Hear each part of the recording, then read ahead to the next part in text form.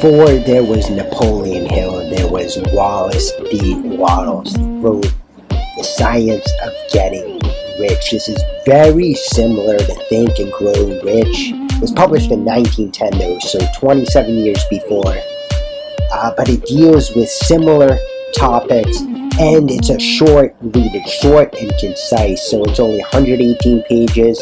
If you're not a big fan of reading, and if you thought Think and Grow Rich was too long, it's like 320 pages, this one would be perfect. You're still going to get the value out of it. He talked about all the concepts pretty much that Hill would later elaborate on, and he just gives you the gist of how to get rich, how to be successful. So let's get into the review. I'll tell you all about it. I'll tell you what I liked, if there was anything I didn't like, and ultimately if I would recommend it.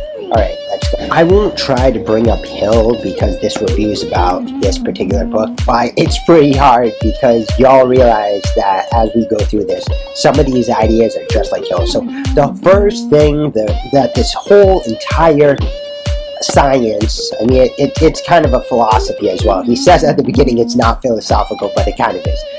It starts off with faith.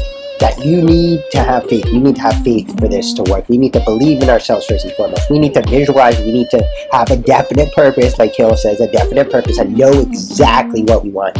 He stresses that too. Exactly what you want. Don't be vague about it. Don't be wishful about it. Know exactly what you want. And then the most important part that I'm sure you know is to take action, right? Efficient action. That's the part that a lot of people, when they hear like law of attraction, they think it's crap, but you need to take action with the attraction. A few of my favorite topics from this were Wattles at the beginning talks about the creative mind versus the competitive mind, and he says never compete. Whatever you do, never compete. Always be creative and attract, bring to you what you want. Do your own thing, be authentic, don't compete, don't get in the rat race and compete. Another thing I liked, chapter 14, he talks about the law of increasing returns and how everybody wants more, right? More money, more happiness, whatever the case, more. And so when we provide them more, right, we become likable, right? That's how people will be drawn to us because we're willing to do more. So it's kind of like going the extra mile in Hill's case.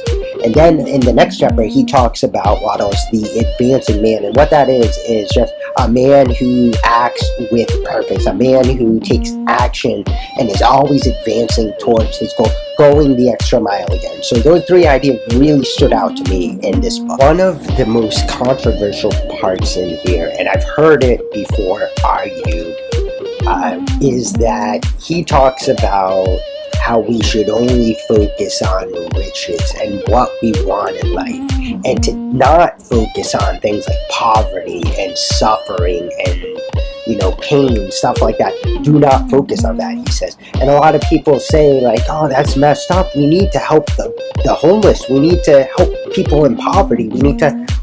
But what Wattles says is that God wants us to be rich because he wants to act through us, because that is ultimately the only way to help people who are suffering, right? It's not from suffering ourselves, right? That's not going to do anything. So when he says like disregard things like charity, don't focus on it, he doesn't mean be cold and don't care about that. What he's saying is don't focus on it. Focus on getting rich. Focus on what you want. Overall though, The Science of Getting Rich by Wallace Wattles is a great book. It's quick.